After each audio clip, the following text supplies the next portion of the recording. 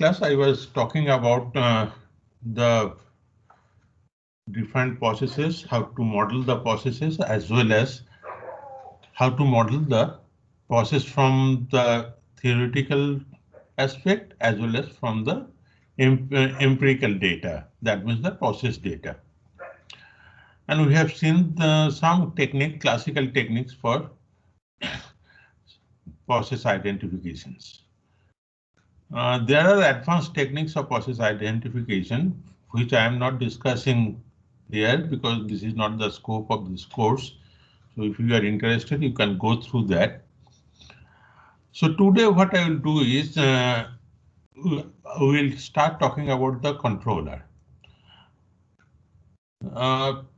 Most of the chemical processes you'll find if you go to any industry, most of the regulatory control are done by the PID controllers. So we'll start with the PID controllers and later on we'll move to some other control techniques, some other advanced control techniques. Let me share the slides and then we'll start the lectures. Okay. So we are continuing with the review of the feedback control systems. I am sure you have already read these things, PID controls and its nuances. I'm just repeating the same thing again so that there is no harm recapitulating things. So PID controllers, basically we know that I'll go to this. देख रहा हूँ भाई, मेरे को भी तो ढूंढना पड़ेगा, पुराना रहता है. Hello.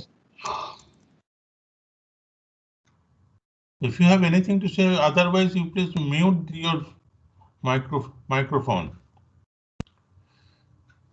If you have anything to say, then you switch on your microphone and then talk. Okay. So we'll start with the PID controller. We know the acronym PID stands for the proportional, integral, and derivative. So basically it combines the proportional action, integral actions, and the derivative actions. In general, PID controllers are used in more than 95% of all control implementations, specifically in the chemical process industries. Very old technology, it dates back to 1930s, but is still popular. That is the beauty of this technology. So it has been very well studied and understood by the researchers. So you'll find a lot of books, lot of materials on PID controllers. And it has been proven that it gives you an optimal structure for the first and the second order processes.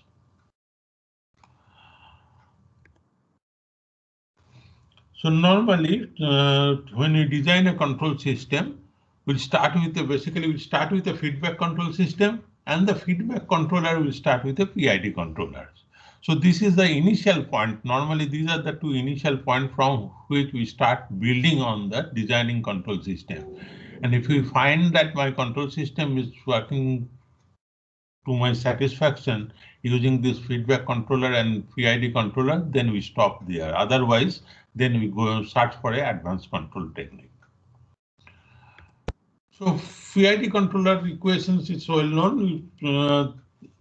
This is CT is the controller outputs, C0 is the bias, ET is the error term set point, or YS normally defined as the Y set point minus YS. This is the controller gain, which is the tuning parameter, and lastly determines the controller aggressiveness. Y is the reset time, which is also a tuning parameter, and it determines the amount of integral action. So basically, tau is also determines the aggressiveness of the controllers. Tau is the derivative time, is also a tuning parameter, and it determines the amount of derivative actions. The term d by dt is basically nothing but the slope of the error.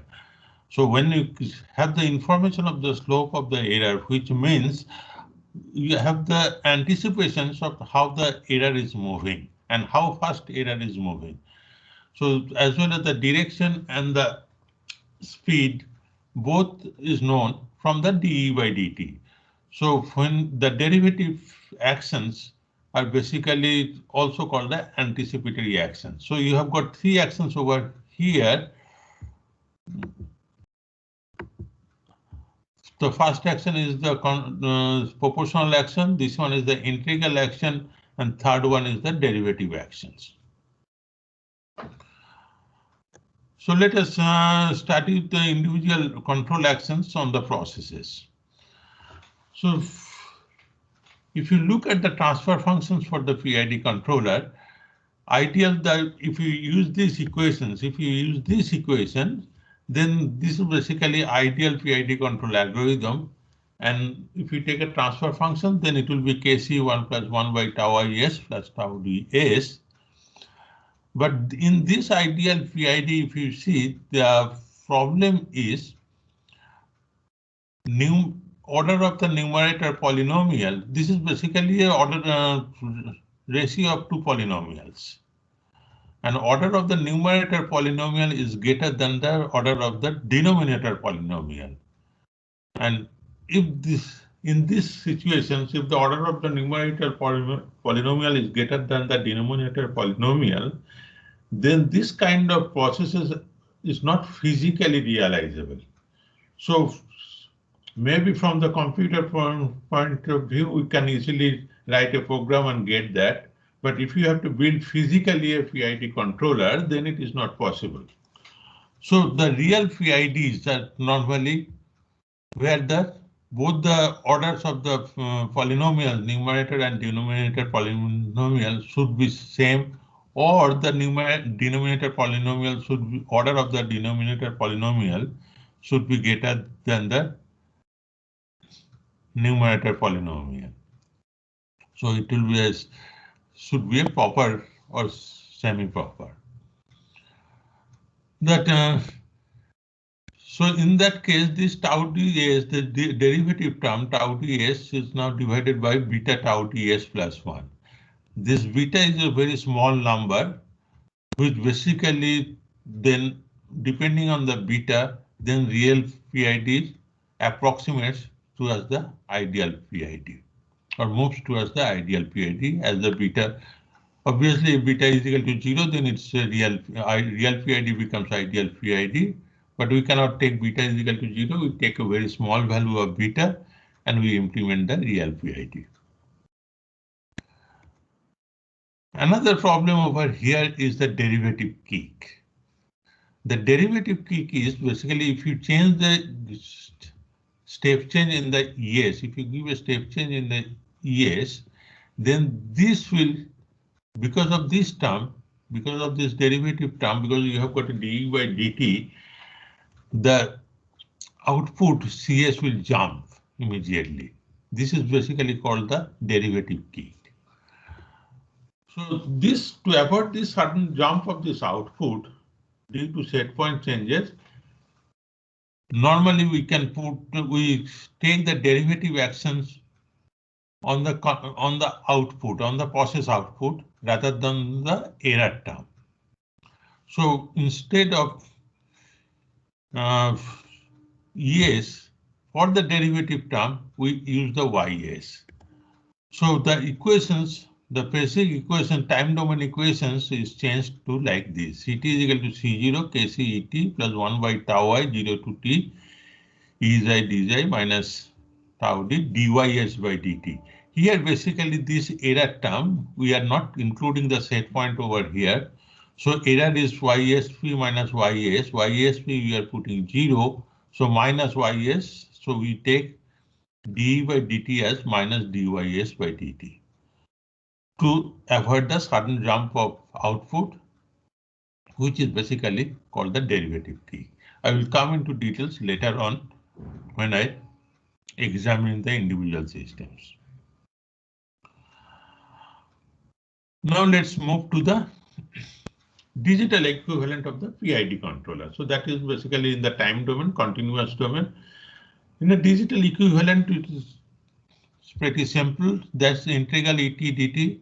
We approximate using a trapezoidal approximation. So we write that I is equal to 1 to n ei delta t, where n is calculated at t by delta t. Delta t is the sampling period. And d by dt, we take a backward difference approximation. So et minus delta t.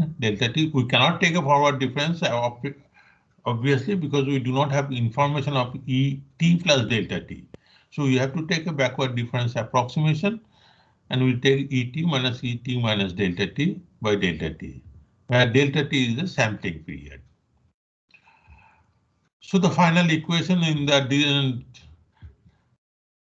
discrete mode can be written as Ct is equal to C0. C0 is the controller bias, Kc into Et plus delta t by tau I, E into I delta t plus tau d Et minus delta t by delta t. So this, in a distributed control system, normally this digital equivalent of PID controller is implemented. Now this is basically called, this expression is called the position form of the PID controller. This is basically called the position form of the PID controller. Now if I take this position form in t as well as t minus delta t and subtract the Ct, subtract Ct minus delta t from Ct, then we will get delta Ct. So Ct minus delta t is delta Ct, and we'll get the velocity form of the PID controller algorithm. The velocity form is the amount of control action changes at each time instant.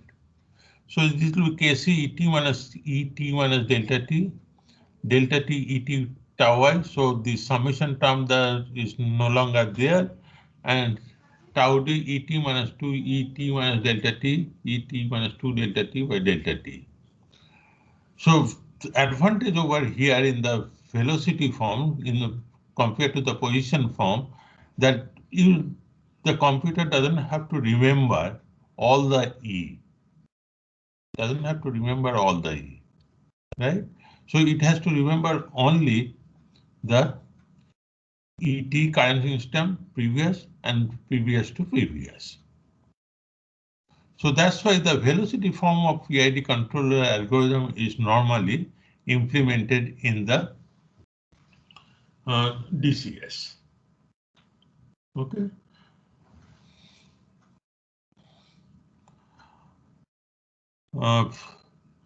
The next I will discuss, once we know this basic form of the PID controller, both in the continuous domain as well as in the digital domain or discrete form, then also we can see that what is the derivative kick. How do we implement the derivative kick over here? It's pretty simple. The derivative kick in the digital domain we can implement. Instead of E, we put yst minus 2 yst minus delta t plus yst minus 2 delta t.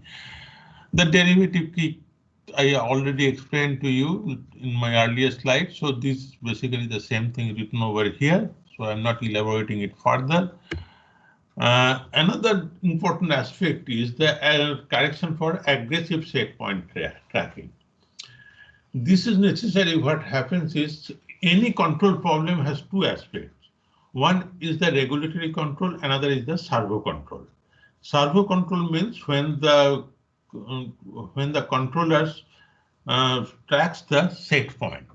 So the purpose of the controller is to track the set point. Then it's basically called the servo control.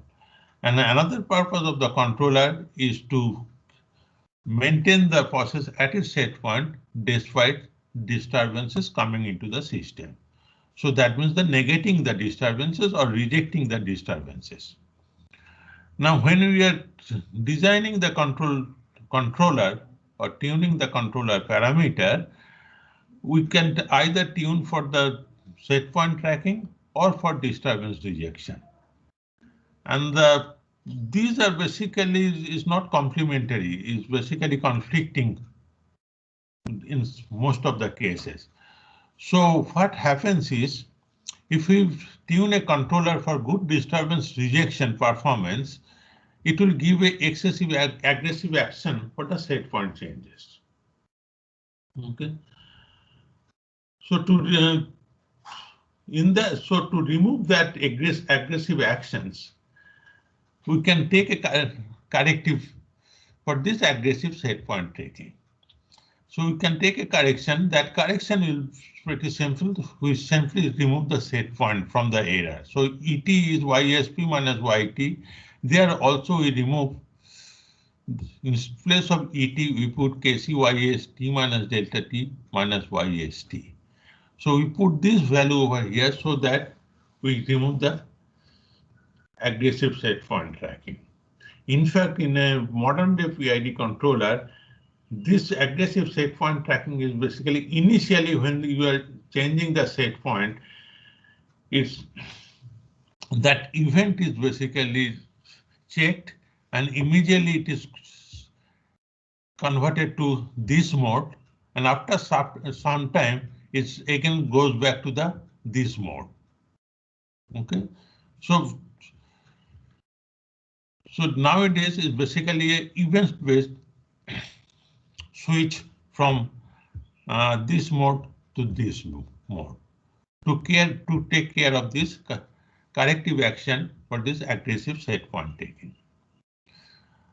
Now let's move to the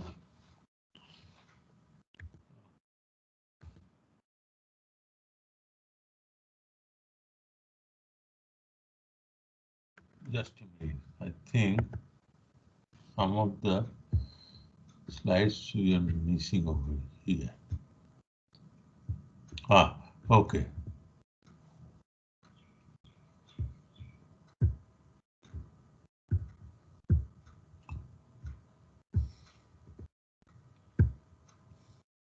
Yeah. Now a PID controller basically can be a direct acting or a reverse acting. So a PID controller, if it is direct acting, basically means that in the PID controller you have got three parameters: Kc, tau I, and tau d. That means the proportional gain. Tau I is the integral time constant, and tau d is the derivative time constant. All these values are normally should be positive. Proportional gain, tau I, and tau d. And the action of the controller basically decides whether this Kc will be positive or negative. So what we normally do is we take Kc always positive, but we change the action of the controller either direct or reverse, which means automatically, depending on the type of action, we put Kc as a positive or negative. So let's say we consider the direct acting final control element to be positive and reverse to be negative. Then, if the sign of the product of the final control element and the process gain is positive, then we use the reverse acting PID algorithm.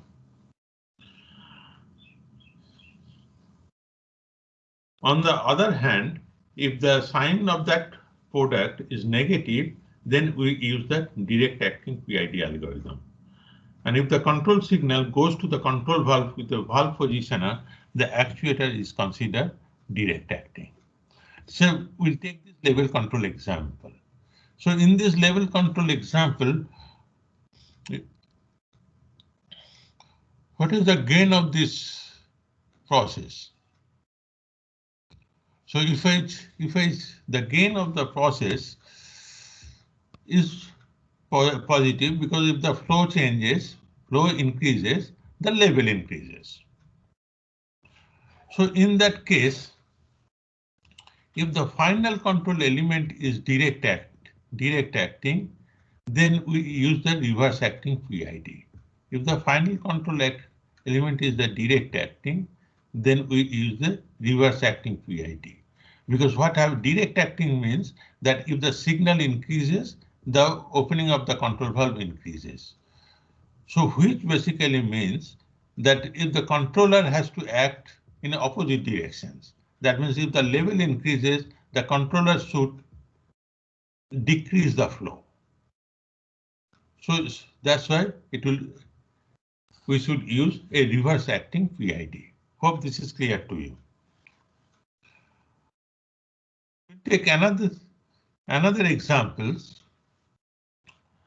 Here basically in this case, if the flow increases, because here the control valve in the outflow line. So if the flow increases, the level decreases, which means the process gain is negative. Now, if the control valve is direct acting, then obviously we use the direct acting PID using the same logic. And if the control valve is if the final control valve is the reverse acting, then we'll use the reverse acting PID. So the action of the PID controller will depend on the actual process gain as well as the gain of the control actuating element. Okay. So if both the gains are basically positive, if the multiplication of the actuating element and the process gain are positive, then we use the direct acting, otherwise we use the reverse acting. Okay, I hope this is clear to you. Next, we'll consider the actions of the PID controller. So to consider that, we have to know, we know already this general feedback control loop, and we can derive the equations for this general feedback control loop. Let's say for the set point tracking or for the servo control problem. So we can write YS by YSPS as KS, GPS, GAS, GCS, GPS, GAS, GCS, GAS plus 1.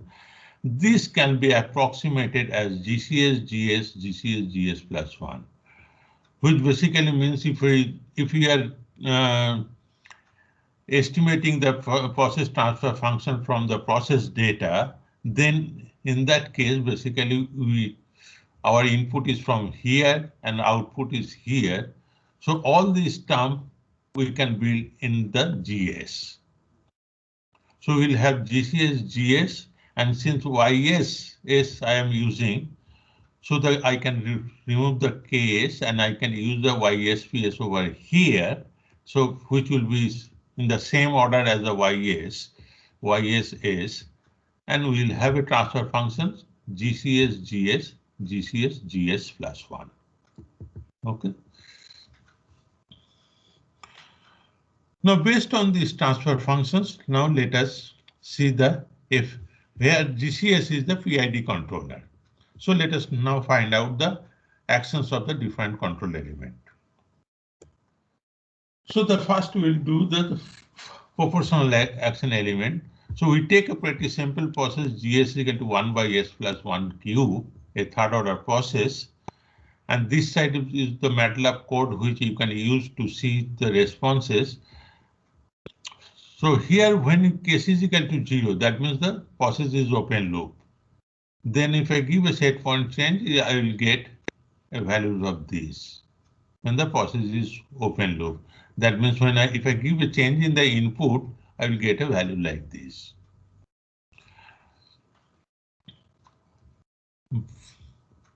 Now,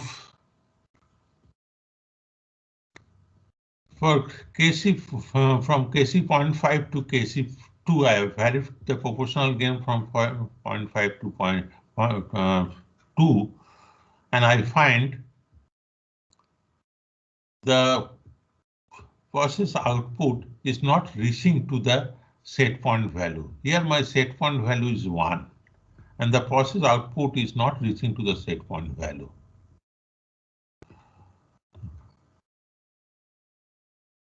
As we increase the process gain, the set point is the offset. The difference between the set point and this output value is basically called the offset. So the value of the offset is getting reduced as I increase the proportional gain, but that is also at the cost of oscillation in the process response. So the oscillations in the process response will increase, and as I goes on increasing the proportional gain, the oscillation will also increase, but the offset will also decrease. So in general, what we'll find, the important points for the proportional control is, the first thing is the proportional feedback does not change the order of the system. So if your original system is a third order system, it will remain as a third order system.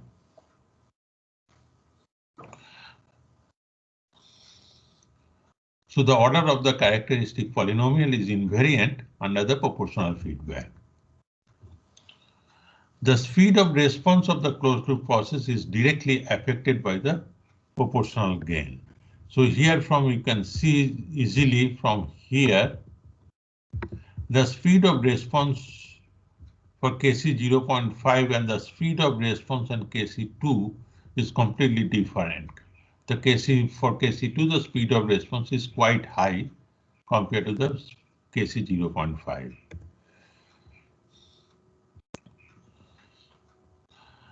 So increasing the speed of response increases means the closed loop time constant decreases. So increasing the controller gain reduces the closed loop time constant.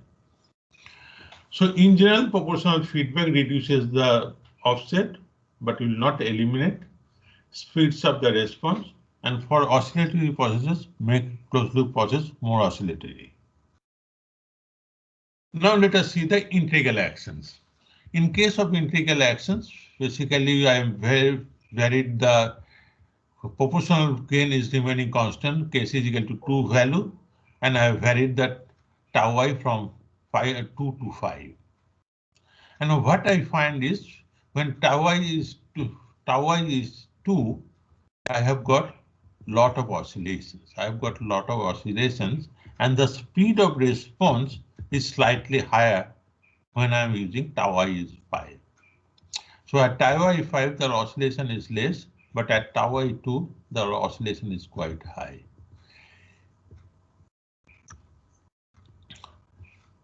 In this case, what happens is when we are using a PI controller, we are basically increasing the order of the system. We are increasing the order of the system. So the important points for the integral controller is the integral action increases the order of the system in closed loop. But most important point over here in this case, for a proportional controller, there was offset. Now there is no offset when I'm using the integral controller. When I'm using the integral action, there is no offset. So the integral action eliminates the offsets. Normally, the integral action should be small compared to the proportional action, and slowly we'll basically give the integral actions to eliminate the offset, because more integral actions increase or cause the oscillations. More integral actions means lesser values of the tau I, because the term is here is 1 by tau I. And so the higher value of integral actions can be destabilizing the total control loop. So in case of a PI controller, normally we do not use the simple only integral controller. This should be always used with the proportional action. So the PI controller has two tuning parameters. One is the speed of response, and another is the nature of response. The speed of response is basically governed by the Kc, the proportional gain, and the nature of response is basically governed by the tau I. You will find the PI is the most widely used controller in the industry because it will give you an optimal structure for the first order processes. Next, we will see the derivative actions. In case of derivative actions, here I have used a proportional derivative controller, keeping the proportional action constant as 2, Kc value at 2, and changing the derivative value from 0 to 0.8. So when tau d is equal to 0, which is basically a proportional controller I have used. So this is oscillations I have got. Now, as I increase the tau d value, you can see the oscillation is getting reduced. That means the system is getting damped. Oscillation is getting damped as I increase the tau d value. But the basic nature of the response is not changing, as well as if I increase the tau d value, the speed of response is also increasing. The speed of response is also increasing. So the important point is the derivative action does not increase the order of the system. So normally it used to compensate for trends in the output by providing the predictive or anticipatory actions. Adding derivative actions affects the period of oscillations of the process because it damps the period of oscillation. So normally it is very good for the disturbance rejection, but for set point tracking is not so good. But for set point tracking, this derivative action is not so good because of the derivative peak. The derivative action should be small, so we should know this important point that the derivative action should be small compared to the integral action. It has got a stabilizing influence. It's difficult to use for noisy signals because derivative means d by dt. So if it is a noisy signal, so the error will also be varying. And if the error is varying, then you will have a sudden jump of the output. So usually modified in it, so that these derivative actions usually is modified in practical implementation. The modifications I have told you already. You have to take care of the set point jump and the aggressive actions by putting the derivative of the output in place of the derivative of the error. So now if I use a PID controller, I have seen the actions of the proportional, integral and derivative. Now if I use a PID controller, then what will happen? So for the same process, now I am using a PID controller. We know for a proportional controller, this is the values. Now, if I use a PID controller, say for a PID controller, then it will be Kc2 Ti and Kc value 2 and 0.2. And if I use a PI controller, this is Kc2 and Ti2. So I have basically compared here is the proportional controller, PI controller, and the PID controller with two different values of TD. This should be TD. Sorry, this should be TD. Derivative time constant 0.2 and 0.8. So obviously we know for a proportional controller we have this offset. This offset will be reduced by the PI controller, and the oscillation is getting reduced if I introduce the derivative actions. If I introduce the derivative actions, you can see in this case that if I use the derivative action by tau d is 0.2, so less derivative actions, and I get response like this where a lot of oscillations is still there. But if I use derivative action TD as 0.8, then practically no oscillation is there. Practically no oscillation is there. But at what cost? Although from this plot the picture is very rosy, immediately we'll jump to the conclusions that we should use a high derivative action, but at what cost? Let us see at what cost. What I am doing over here is I'm trying to find out the performance of the PID, PI and PID controller for the disturbance rejection for the same process. So if I have a unit disturbance in the process, yes. if you have a unit step disturbance in the process, then in that case, for the P controller, there is an offset in the process, so it will not goes back to the set point. But for PI and PID controller, it goes back to the set point.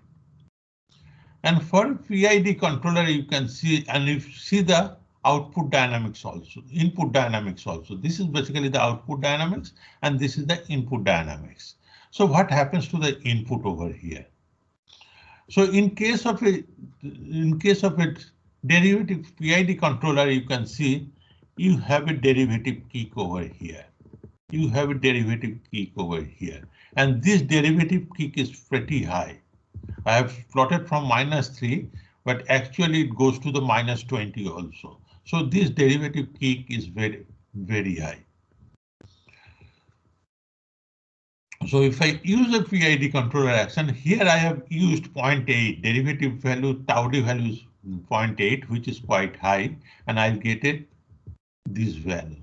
So I have to reduce the derivative actions. I have to reduce the derivative actions to the very low value, maybe 0.02, to reduce this derivative key. So that is basically the drawback when we are using the PID controller.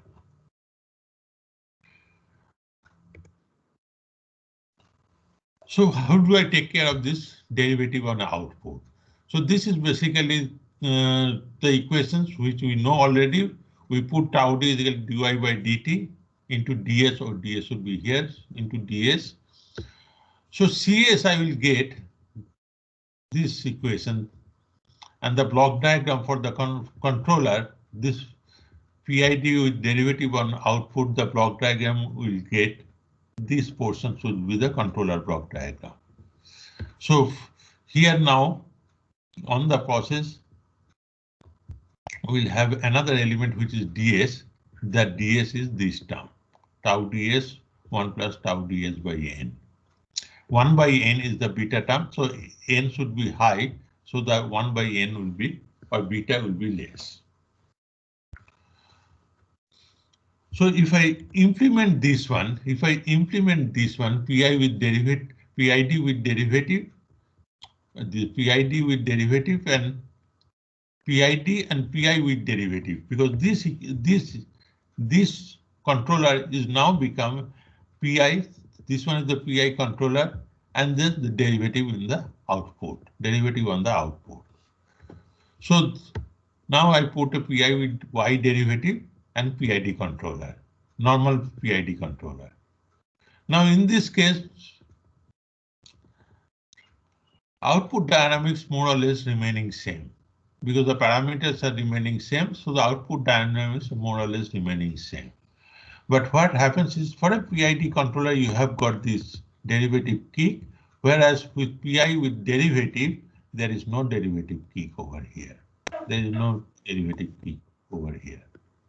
So that is the advantage when we are implementing PID with derivative on output.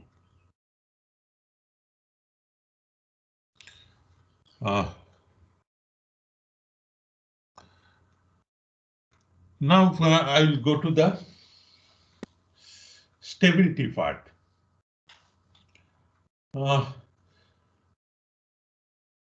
For a feedback control system,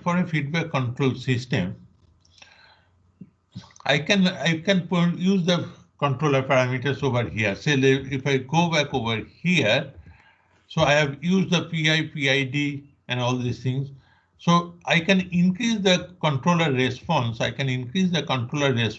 increasing the controller gain. But if I go on increasing the controller gain, the oscillation will goes on increasing, and at some point of time, the feedback system will become unstable. So the stability analysis basically tells us that at what point the system will remain stable.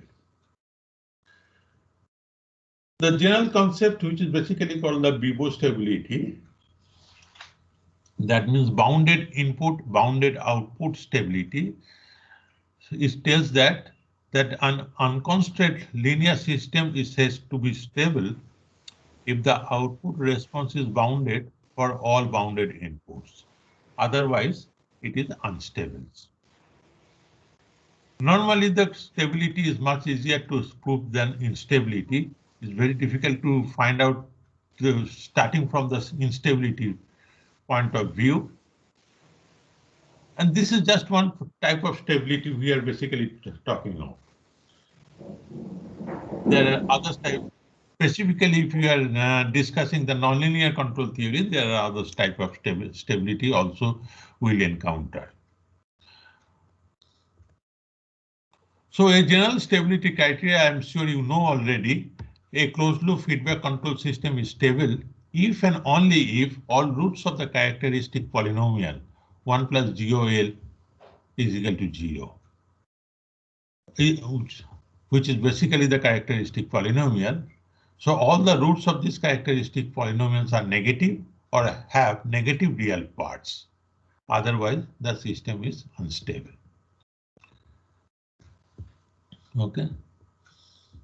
So the unstable region, if I plot the roots of the 1 plus GOL equals to 0, that the characteristic polynomial, which are also called the closed loop poles, if I plot those closed loop poles, then if all those poles are lying on the left-hand plane of the complex plane, then the system is stable.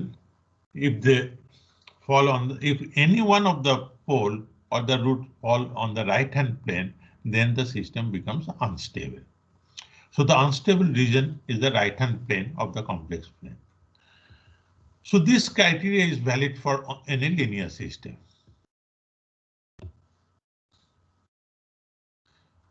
Another important thing is this system is almost always nonlinear. If the system is almost, or most of the system is almost always nonlinear, which means all this stability analysis is based on the linear control theory, and I have linearized the system at certain point. So at that point, all these things holds good. So so this is basically a local stability criteria.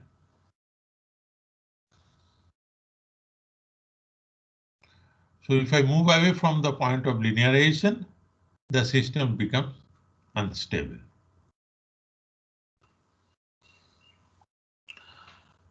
So to finding out the stability criteria for a system is basically nothing but a problem to find the roots of a polynomial. Here the polynomial is the characteristic polynomial, which is 1 plus GOL equals to 0. Normally we use the traditional root array, which tests for positivity of the roots of a polynomial. The second method is the direct substitution method. Third method is the root locus diagram. And fourth method is the Bode stability criteria, which is in the frequency response domain, both Bode stability criteria and the Nyquist stability criteria. So normally these are the 5 methods used to find out the stability criteria. So let me discuss the root stability criteria. In case of a root stability criteria, if I express the characteristic polynomial as a polynomial equations of this form, an s to the power n plus an minus 1 s to the power n minus 1 plus a1s plus a0 equals to 0. I should form such a way that an is always positive. Now just looking at this coefficients an to a0, if any of the coefficients is negative, then the system is unstable. Then we do not have to go further for doing this root analysis. If all the coefficients are positive, an minus 1, a1 to a0, if all the coefficients are positive, then we do not know whether the system is stable or unstable. Then we have to perform these operations. These operations means we have to form a root array. So root array is the first basically if order of the system is n, then the root array will be of the order of n plus 1. So n plus 1 rows will be there in the root array. Out of this n plus 1 row, the first two rows are built from the coefficients of the polynomials. So it will be an minus 2, an minus 4, and the second row will be an minus 1, an minus 3, an minus 4, 5, and so on. After the third, fourth, and n plus 1 rows are basically calculated from these expressions. That means if it is B1, B2, B3, that row, then B1 will be calculated an minus 1 into an minus 2 minus an in n minus 3 into an by an minus 1. Similarly, B2 will be calculated an minus 1, an minus 4 into an minus an minus 5 by an minus 1, and so on. Similarly, C1, C2 will be calculated. So this way I will calculate and create, I will find n plus 1 rows, elements for the n plus 1 rows, and then I check the left column, that means the first column. So if elements of all the elements of this first column is positive, then the system is stable. Okay, system is stable.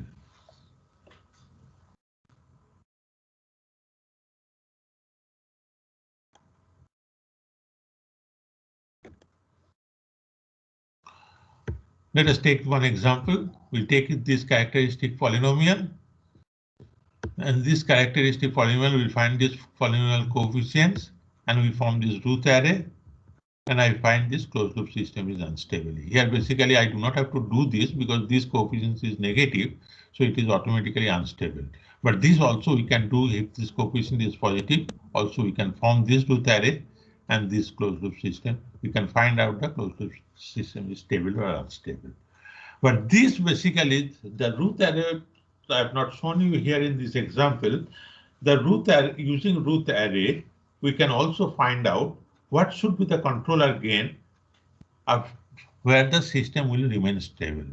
So the limits of the controller gain for which the system will remain stable. The same thing we can find out using the direct substitution method. Here basically is a technique to find gain value that destabilizes the system.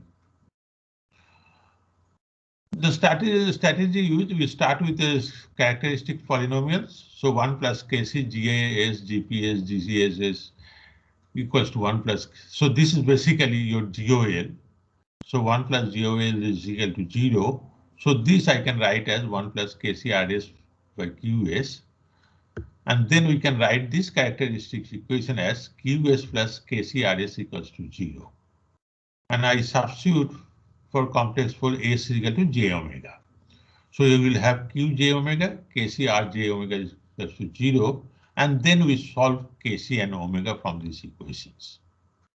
Okay, let us take one example over here.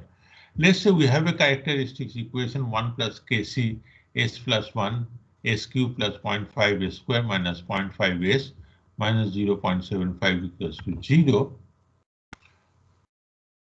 So I can have these equations like this. And finally, this form. And I substitute S is equal to J omega. So once I substitute S is equal to J omega, I will get an equation of this form. Here you will have in this equation real part as well as the complex part. So in the real part, you will have minus 0.5 omega square plus Kc minus 0.75 plus the complex plus J into the complex part, that Kc minus 0.5 omega minus omega cube is equal to 0. So this I can write this equation minus 0.5 omega square plus Kc minus 0.75 plus J into Kc minus 0.5 omega minus omega cube is equal to 0 plus J into 0. That means this part equals to 0 and the complex part is equal to 0. So from here, I can find out the Kc is equal to these equations. From here, I can find out Kc equals to these equations, and this Kc value, I put it over here to get an equations for the omega. So if I solve these equations, so I will get from these equations either omega is equal to 0 or omega is equal to plus minus root over 2 by 2. Right? And that omega is equal to these values, omega is equal to these values. If I put omega is equal to these values, then I get Kc equals to 1. So this is basically the limiting values of the Kc for this system. So if I put Kc greater than 1, then system will become unstable. At Kc is equal to 1, what will happen is the system will oscillate continuously.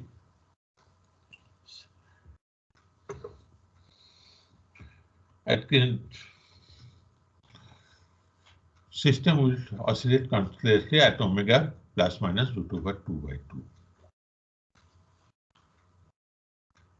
Okay, so using direct substitutions, I can find out the stability limit for the proportional gain. Normally, when you use the root criteria or the direct substitutions or any stability method, we use only the proportional controller.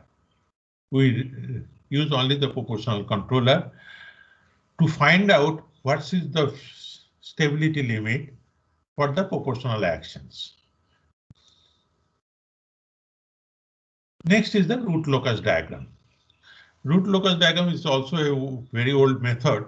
So in this case, what we do is we find out we plot the roots of the characteristic polynomial in the complex domain. Roots of the characteristic polynomial in the complex domain, which is basically you have got the real axis and the imaginary axis.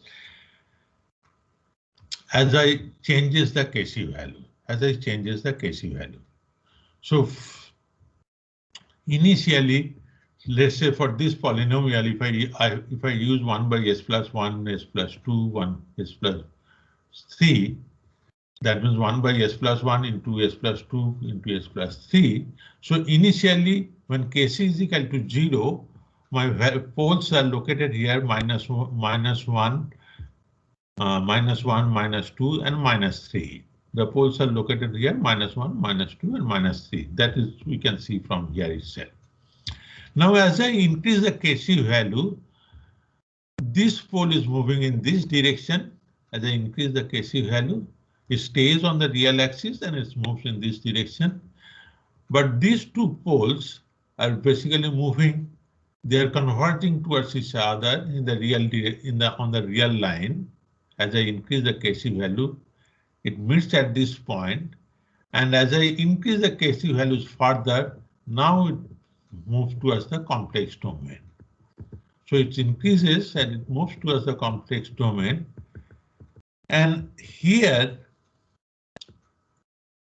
basically, up to this one is the left-hand plane.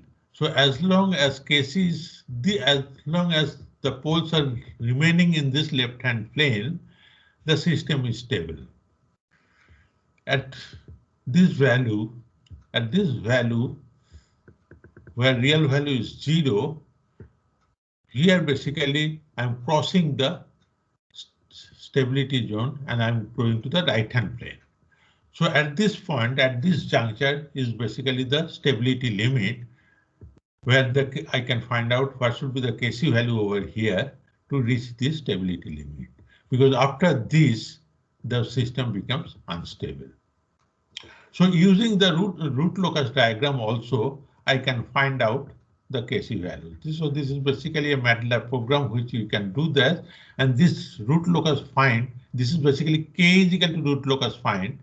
So if you give this command, then you will get a opportunity to click on the specific point to get its value.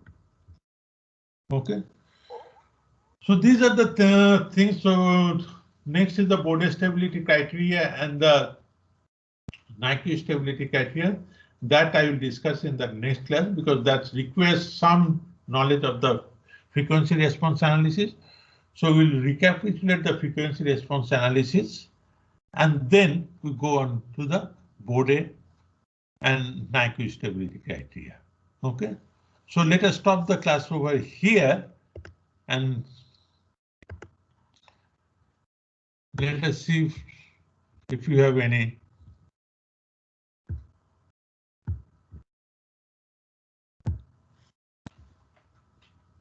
If you have any questions on this.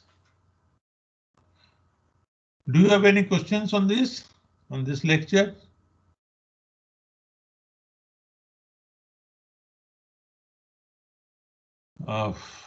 Fine. So in that case, I'll stop the class.